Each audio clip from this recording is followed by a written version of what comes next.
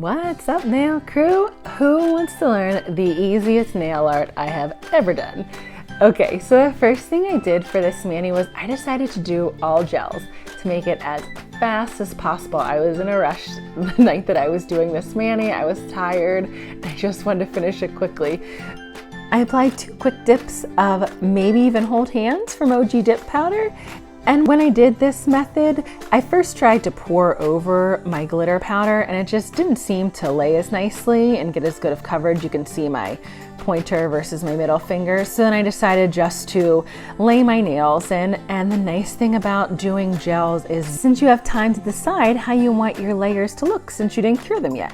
So then I go in through the rest of my nails, I lay them into that beautiful green glitter, and full disclosure, I did not used to like green dips before. And then I tried some from OG dip powder, and now as you can see, I am obsessed with green dips. After you've done your last dip of color, you'll go in, do a layer of gel base and fully cure that for 60 seconds and then wipe off the tacky layer. This I've noticed helps the sticker adhere. So I go in, I take a nail sticker, literally peel it up with my tweezers, apply it to my nail, and it is that easy. I press it down, I do a layer of gel base over all my nails, cure that for 30 seconds, and then over your nail sticker, you'll do a second layer of gel base and cure that for 30 seconds. This is just to make sure that your sticker is fully encapsulated and isn't gonna pop up through your gels.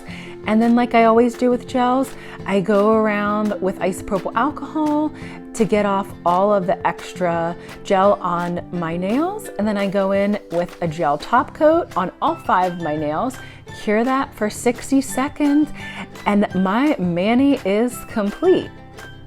So here we go, my easiest nail art mani. If anyone has any questions, as always, drop them below. Thanks, nail crew.